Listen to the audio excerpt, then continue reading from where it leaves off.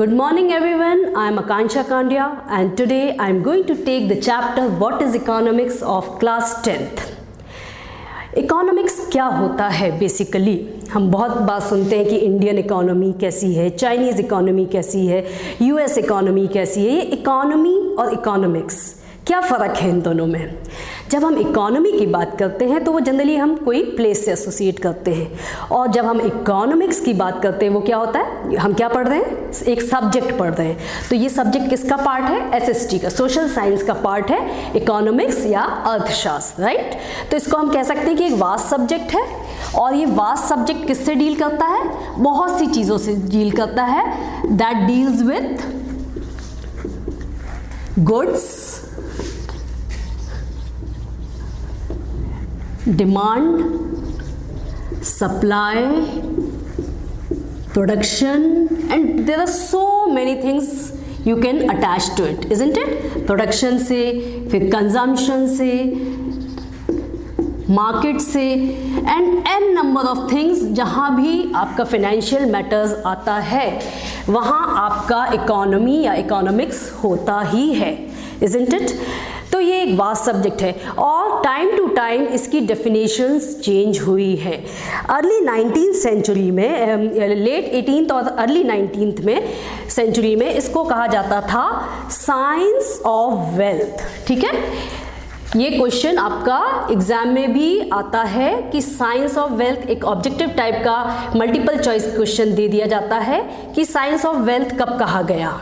तो ये कहा गया late 18th century and early 19th century में। जैसा कि वर्ड से वेल्थ का मतलब है income, wealth is the phenomena of creation of wealth. Okay, so economics was treated as a science of wealth during late 18th and late 19th century. फिर बाद में ये रियलाइज़ किया गया कि इकोनॉमिक्स में स्केर्सिटी एंड चॉइस का बहुत बड़ा हाथ है। मतलब रिसोर्सेज आपके हमेशा स्केर्स होते हैं और उनका यूज़ आपको जुडिशियसली करना रहता है। लैंड है तो लैंड आपका लिमिटेड है, उस लैंड पे आप रेसिडेंशियली पर्पस के लिए यूज़ कर सकते हो, रेंट पे दे सकते हो, मॉल बना सकते हो, शॉप ले सकते हो, you can do n number of things from that land, but that land is always limited। ठीक है, तो ये कहा गया कि भाई साइंस ऑफ स्केर्सिटी है, चीज़ों की स्केर्सिटी होती है और उन स्केर्सिटी में से हमें चूज़ करना पड़ता है कि हमें करना क्या है। Then so it is also called science of scarcity and choice. Okay, फिर बाद में इसको लेटर स्टेज में, that is in the late 20th century, it was also called sustainable development, science of sustainable development, and it is very very important. Science of sustainable development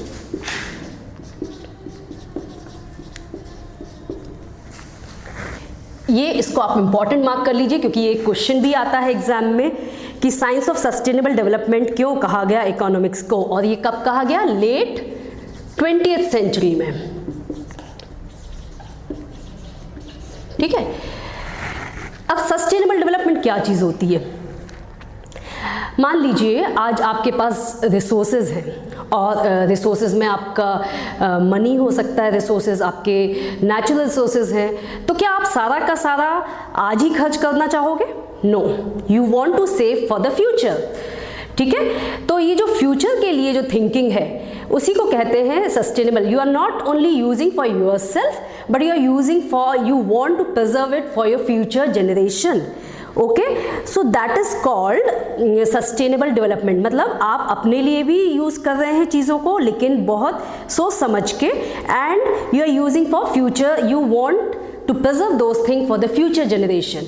नहीं तो आज जो conversion हो रहा है, सारे जंगल्स काट के जो बड़े बड़े बिल्डिंग्स, मॉल्स ये सब खड़े हो रहे हैं, उससे क्या होगा? आगे चल के एनवायरनमेंट पोल्यूट भी होगा और डिस्टर्बेंस भी होगी। तो इसको कहेंगे हम कि रिसोर्सेज हैं आपके पास, लेकिन आपको उसको कैसे डेवलप करना है, in a very judicious manner. Wastage भी नहीं करना है, यूटिलाइज भी करना है, डेवलप भी करना है, but at the same time you have to think about the future generation. Okay, so it is called sustainable development. अब हम ब्रांचेस ऑफ इकोनॉमिक्स पढ़ेंगे। जो ब्रांचेस ऑफ इकोनॉमिक्स होती हैं वो दो पार्ट में डिवाइडेड की गई हैं, micro economics and macro economics. ये आपकी ब्रांचेस हैं। अब जैसा कि वर्ड माइक्रो कहाँ यूज होता है? माइक्रो मतलब जहां भी छोटी सी चीज है, microchips, microorganisms, microwave oven, what are these? यहाँ पे this are the smallest part. So in economics also micro means very small. So microeconomics deals with individual, ठीक है, विथ इंडिविजुअल एस्पेक्ट। इसको short में लिखेंगे, deals with individual aspect of economy. अब individual aspect of economy कैसे? जैसे एक individual person की सैलरी है, वो माइक्रो का पार्ट हो गया। जो डिमांड है वो माइक्रो का पार्ट हो गया। सप्लाई है वो माइक्रो का पार्ट हो गया। ठीक है, तो ये सब एग्जाम्पल्स हो गए माइक्रो इकोनॉमिक्स के। और micro deals with individual aspect of economy. Example, individual salary, you may note down this, demand, supply, etc. right? Macro economics क्या है? यहाँ पे इंडिविजुअल एस्पेक्ट है, तो यहाँ पे क्या है? Aggregate of economy as a whole. सब इंडिविजुअल्स को मिला लिया जाए या मार्केट डिमांड को मिला दिया जाए तो वो मैक्रो इकोनॉमिक्स का पार्ट हो जाता है। तो micro means small and macro means large. So it deals with economy as a whole with aggregates or economy as a whole. Okay? अब जैसे हमने यहाँ पे बात की कि इंडिविजुअल सैलरी है, तो मैक्रो का क्या पार्ट हो जाएगा? National income. जब हम पूरे नेशन की बात करेंगे तो यहाँ पे एग्जाम्पल में आ जाएगा आपका नेशनल इनकम आ जाएगा।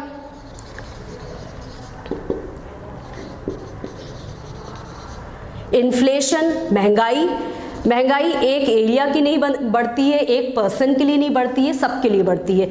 ठीक है, ऐसे ही डिफ्लेशन जो सबके लिए हो रहा है पूरी इकोनॉमी में, they are all part of your macroeconomics. और आगे चल के यही चैप्टर्स हम आगे भी पढ़ेंगे, demand, supply, okay, national income. अब ये जो थ्योरी है माइक्रो इकोनॉमिक्स की, इसको कहते हैं प्राइस थ्योरी, क्योंकि यहाँ पे प्राइस डिटर्मिनेशन होता है, तो इसको बोला जाता है प्राइस थ्योरी। और मैक्रो इकोनॉमिक्स को बोला जाता है इनकम थ्योरी, क्योंकि यहाँ पे नेशनल इनकम डिटरमाइन की जाती है। Income theory and theory of employment and theory of employment. ठीक है, क्योंकि ये जो मुद्दे हैं पूरे एक नेशन के होते हैं। और प्राइस थ्योरी, क्योंकि आप पर्टिकुलर प्रोडक्ट्स की प्राइजेस फिक्स करते हैं, पर्टिकुलर चीज़ों की प्राइजेस फिक्स करते हैं, that is why it is part of microeconomics. तो बेसिकली ये तीन डिफरेंसेस हैं माइक्रो एंड मैक्रो के। अब next part of this chapter is positive aspect and negative aspect. Okay, ये चैप्टर छोटा सा है and it has only two main concept, micro macro and positive and normative aspect of economy. Positive economy, normative economy, या positive aspect of economy and normative. जैसा कि word positive है, मतलब positive का मतलब होता है for everything yes, isn't it? लेकिन यहाँ इकोनॉमी की बात हो रही है, तो इकोनॉमी में जब भी बात होगी तो फैक्ट्स एंड फिगर्स की बात होगी, एक प्रॉपर तथ्यों की बात होगी, राइट। तो positive aspect of economy deal करता है आपके फैक्ट्स एंड फिगर्स से। तो जहाँ भी फैक्ट्स एंड फिगर्स की बात होगी, that is positive economy deals with facts and figures, ठीक है। For example population of our country is so and so crore, ठीक है, in according to the census of 2011 121 crore, right. तो ये क्या है, एक फैक्ट बता रहा है, तो ये क्या हो गए, आपकी पॉजिटिव इकोनॉमी का पार्ट हो गया। Then comes normative economics. Normative क्या है, नॉर्मेटिव का मतलब नेगेटिव नहीं है, यहाँ पे don't get confuse with negative and normative. Normative का मतलब यहाँ पे होता है जो वैल्यू जजमेंट से डील करता है, that deals with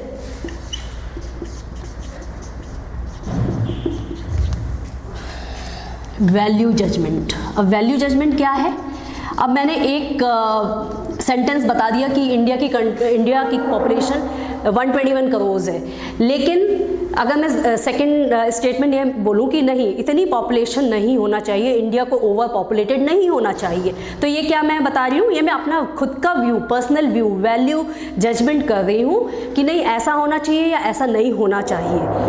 so this deals with value judgement, okay. So basically एक आपको स्टेटमेंट दे दिया जाए तो आप बता सकते हैं कि पॉजिटिव इकोनॉमी कौन सी है और नेगेटिव कौन सी है, नॉर्मेटिव कौन सी है, राइट।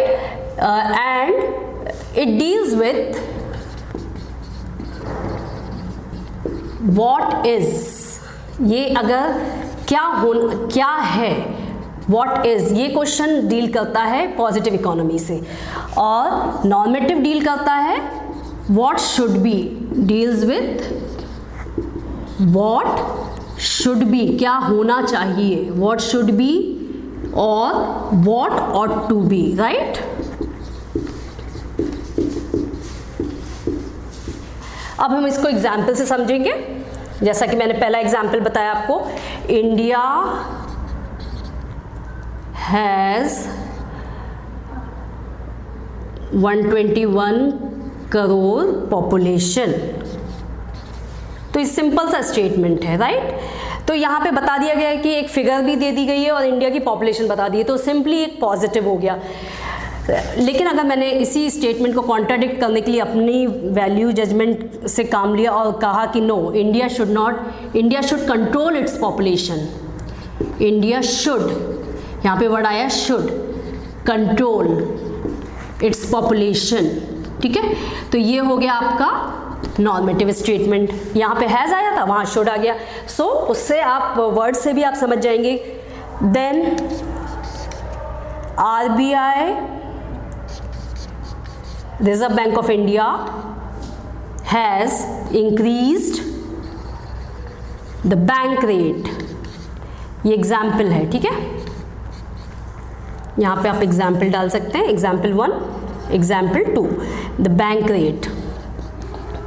तो यहाँ पे अगेन RBI ने इंक्रीज कर दिया है बैंक रेट, तो ये आपका हो गया पॉजिटिव स्टेटमेंट।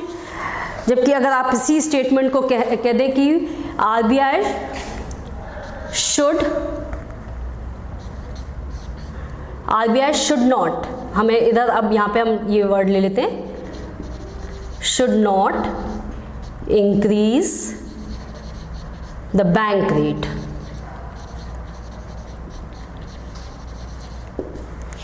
यहाँ पे आगे शुड नॉट या शुड, जहाँ भी वर्ड ये शुड नॉट आ रहा है वो नॉर्मेटिव हो जाएगा, जहाँ वर्ड हैज़, इज, ऐसे वर्ड्स आ रहे हैं वो आपका पॉजिटिव हो जाएगा, क्योंकि वो फैक्ट्स बता रहे हैं। Okay, so this chapter I hope it is clear. केवल आपको इसमें दो एस्पेक्ट्स पढ़ना है, micro economy, macro economy, and positive and normative, and various definitions of economics. I hope the chapter is clear to all of you. Thank you very much.